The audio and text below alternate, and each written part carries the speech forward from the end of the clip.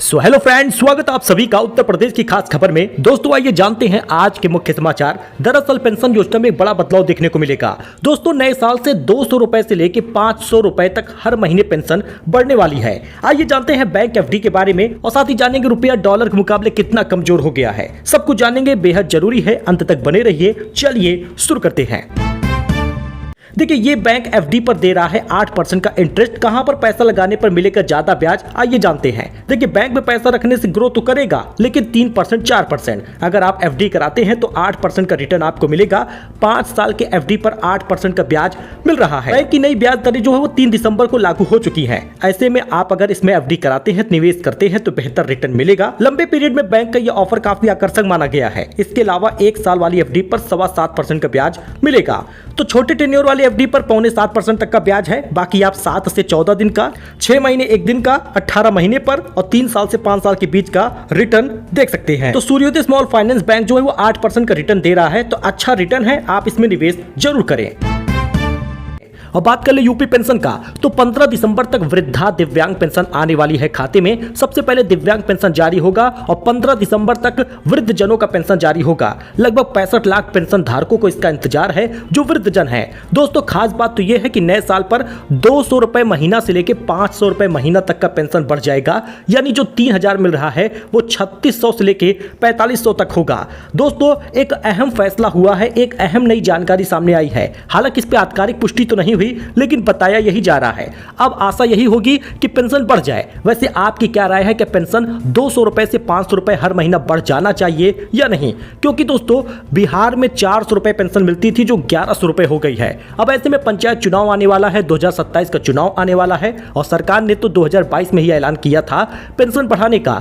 अगर सरकार ये काम नहीं करती है तो आने वाले समय में उनको जीतना भी मुश्किल हो जाएगा। पेंशन धारक तो बिल्कुल नाराज है। ऐसे में दोस्तों वीडियो को सपोर्ट करिए, कॉमेंट भी आप करिएगा।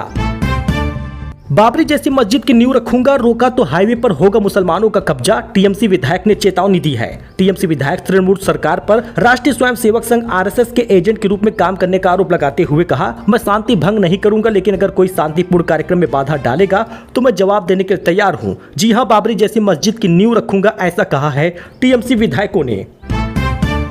रुपया पहली बार डॉलर के मुकाबले 90 रुपए 21 पैसे पर आ गया है। इससे सोना, क्रूड ऑयल, विदेशी सामान महंगे होंगे, लेकिन एक्सपोर्टर को फायदा होगा। आज डॉलर के मुकाबले रुपया 25 पैसे और गिर गया और 90 रुपए 21 पैसे पर बंद हुआ है। यानी अब हमको सामान और महंगे मिलेंगे।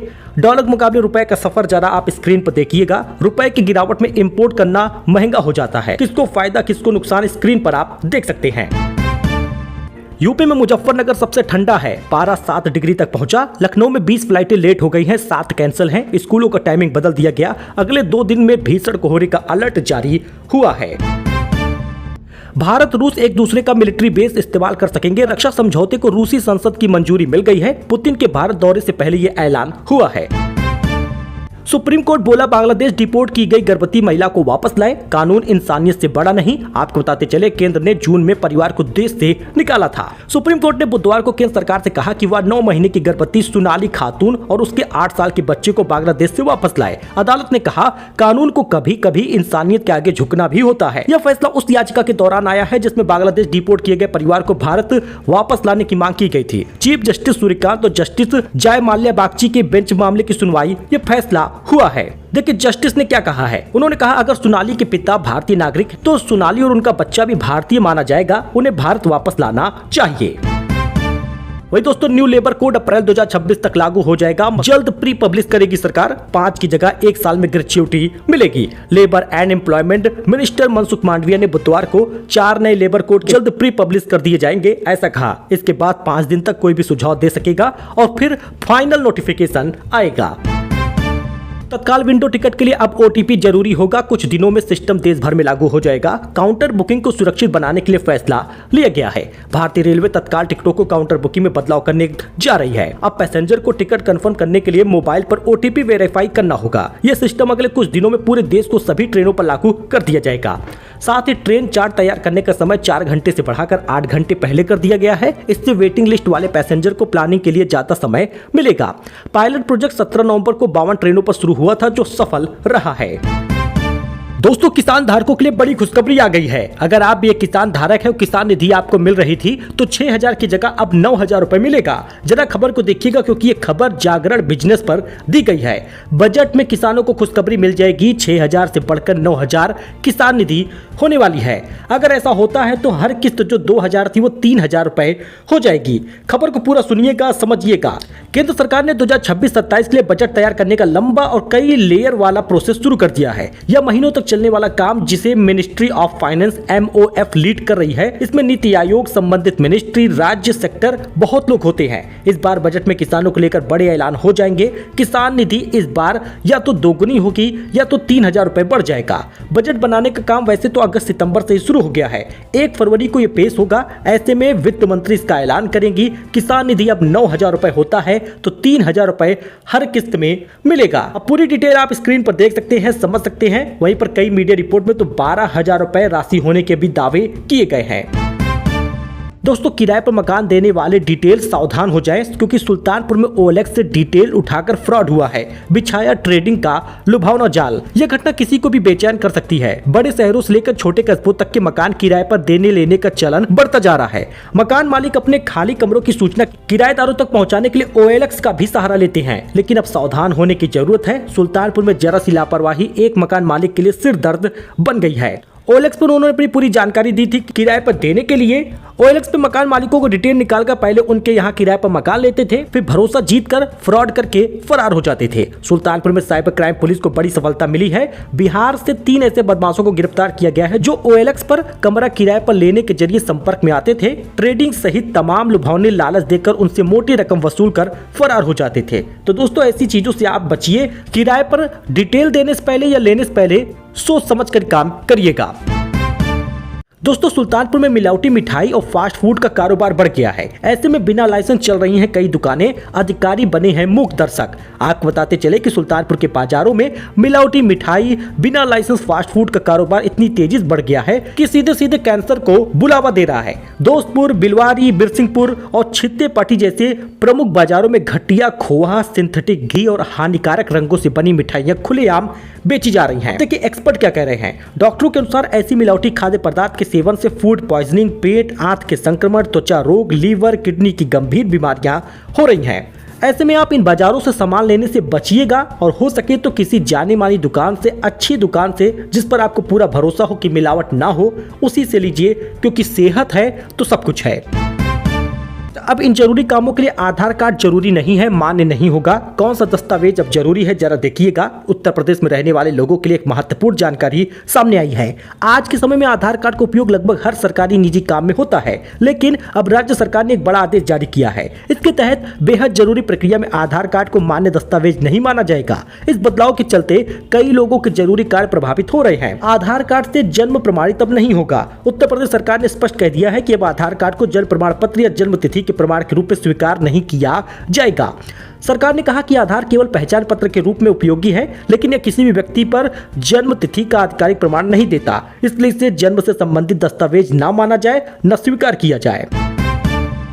सीएम योगी के निर्देश पर एक्शन शुरू हो गया है। बांग्लादेशियों और रोहिंग्यों की तलाश हो रही है। संविदा कर्मियों को सत्यापन हो रहा। दोस्तों बांग्लादेशी हो या रोहिंग्या हो, मुख्यमंत्री योगी आदित्यनाथ उनको देश से निकालेंगे। खुफिया एजेंसियों को एक्शन में ला दिया गया है। घुसपैठियों की तलाश शुरू हो गई है। नगर निगम के 2200 संविदा कर्मियों का सत्यापन हो रहा। मुख्यमंत्री के आदेश के बाद बस्तियां चिन्हित की जा रही हैं।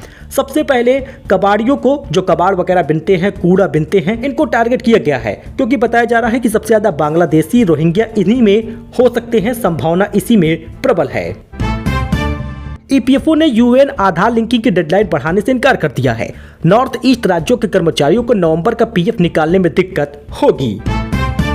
दोस्तों सोने का दाम गिर गया है। 1,28,010 ग्राम पहुंचा। 459 रुपए की मामूली गिरावट हुई है। वही चांदी की कीमत बात कर ले तो 2,477 रुपए कीमत घटी है। 1,76,000 प्रति किलो बिक रही। कैरेट के हिसाब से आप यहां पर सोने की कीमत देख सकते हैं। वही एयर इंडिया पर भड़की है सितार वादक रविशंकर की बेटी। सफर के बाद अनुष्का को थमाया गया टूटा हुआ सितार। दावा है जानबूझकर तोड़ा गया। कई सेलेब्स ने की है आलोचना। वहीं साईं बाबा का एक्टर सुधीर दलवी की हालत नाजुक है। श्री साईं बाबा संस्थान ट्रस्ट ने 11 लाख देने के लिए कोर्ट से इजाजत ली है। परिवार ने मांगी थी मदद। दोस्तों यूपी में दरोगा भर्ती 14 और 15 मार्च को होगी। 4543 पद भरे जाएंगे। 2 घंटे में सॉल्व करना होगा 160 सवाल। यूपी पुलिस भर्ती एवं पदोन्नति बोर्ड ने सब इंस्पेक्टर यानी एसआई भर्ती परीक्षा की तारीख घोषित कर दी है। बोर्ड की नोटिस के अनुसार 14 मार्च शनिवार और 15 मार्च रविवार 2026 को एग्जाम कराए जाएंगे। इस प्रक्रिया के तहत 4543 पदों पर उम्मीदवारों की नियुक्ति होगी। सब इंस्पेक्टर नागरिक पुलिस, प्लाटून कमांडर पीएससी, उप निरीक्षक सशस्त्र पुलिस बल, प्लाटून कमांडर, उप निरीक्षक, इन सभी चीजों पर पद निकले हैं। जिन उम्मीदवारों ने एसआई पद के लिए आवेदन किया है वे एग्जाम का पूरा शेड्यूल यूपी पुलिस की आधिकारिक वेबसाइट पर देख सकते हैं, डाउनलोड कर सकते हैं। योगी बोले शादी बारात छोड़कर एसआईआर में जुट जाए विधायक, घुसपैठियों के नाम हर हाल में कटवाए जाए, डिप्टी सीएम भी अपने 25 जिले संभाले। सीएम योगी ने भाजपा के सांसद विधायकों से कहा कि शादी बारात छोड़िए, एसआईआर के काम में जुट जाइए। इस बात का ध्यान रखिए कि एक भी रोहिंग्या, बांग्लादेशी, घुसपैठिए का नाम वोटर लिस्ट में नहीं होना चाहिए। उन्होंने दोनों डिप्टी सीएम को भी उनके प्रभार वाले 25-25 जिलों की जिम्मेदारी सौंपी है। कोई भी दिक्कत हो तो डीएम को सूचित करें, ऐसा भी उन्होंने कहा है। यानी युद्ध स्तर पर ये काम होने जा रहा है। ट्रंप ने 19 देशों के लिए नागरिकता प्रक्रिया रोक दी है। आपको बताते चले ग्रीन कार्ड भी नहीं मिलेगा। नेशनल गार्ड पर अफगान शरणार्थी के हमले के बाद ये बड़ा फैसला लिया है। दोस्तों फोन में पहले से इंस्टॉल नहीं मिलेगा संचार साथी ऐप, सरकार ने फैसला वापस ले लिया है। विपक्ष ने कहा था इससे जासूसी हो सकती है। केंद्र सरकार ने मोबाइल फोन पर संचार साथी ऐप के प्री इंस्टॉलेशन के फैसले को वापस ले लिया है। टेलीकॉम डिपार्टमेंट ने कहा कि संचार साथी ऐप की बढ़ती लोकप्रियता को देखते हुए सरकार ने मोबाइल बनाने वाली कंपनी को प्री इंस्टॉलेशन की अनिवार्यता खत्म कर दी है। साउथ अफ्रीका T20 सीरीज के लिए भारतीय टीम का ऐलान हो गया है। शुभमन और हार्दिक की वापसी हुई है। वर्ल्ड कप की जर्सी भी लॉन्च हुआ है जिसको रोहित शर्मा ने लॉन्च किया है। साउथ अफ्रीका खिलाफ T20 सीरीज के लिए बीसीसीआई ने भारतीय टीम का ऐलान कर दिया। जसप्रीत बुमराह को वनडे से आराम देकर T20 में शामिल किया गया। हार्दिक पांड्या और शुभमन गिल को भी टीम में वापसी मिली है। T20 सीरीज 9 दिसंबर से शुरू होगा। अच्छा दोस्तों, 6 सार्वजनिक अवकाश शनिवार और रविवार यूपी में सरकारी छुट्टियों का कैलेंडर जारी हुआ है। जरा लिस्ट आप देखिएगा। यूपी हॉलीडेज 2026 की लिस्ट जारी हो गई है। इन छुट्टियों में बताते चले तो प्लान पूरा क्या है। गुड फ्राइडे 3 अप्रैल को, बुद्ध पूर्णिमा 1 मई को, रक्षाबंधन 28 अगस्त को, जन्माष्टमी 4 सितंबर को, महात्मा गांधी जयंती 2 अक्टूबर और क्रिसमस डे 25 दिसंबर शुक्रवार के दिन पड़ रहे हैं। यानी गुरुवार शाम के बाद रविवार तक वैसे ही छुट्टियां रहेंगी। 24 सार्वजनिक अवकाश होगा और 31 निर्बंधित अवकाश भी मिलेंगे। होली को लेकर अभी भी संशय बना है। सार्वजनिक अवकाश की लिस्ट आप स्क्रीन पर देख सकते हैं। तो ये खबर है उत्तर प्रदेश की, नई जानकारी है देश और दुनिया की। आई होप कि आपको ये पसंद आया हो। एक छोटा सा रिक्वेस्ट है, वीडियो को लाइक करके जाइए, चैनल को सब्सक्राइब करके जाइए। धन्यवाद।